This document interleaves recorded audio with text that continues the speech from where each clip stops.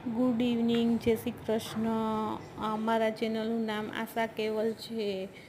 જો અમારો વિડીયો તમને ગમે તો લાઈક કરો, શેર કરો અને સબસ્ક્રાઈબ કરો. હું તમને આ વન સેન્ટર બતાવવા જઈ રહી છું. તેમાં શૂઝ કલેક્શન પણ ઘણું સારું છે અને તેમાં વન સેન્ટર છે એ પોરબંદરમાં આવેલું છે.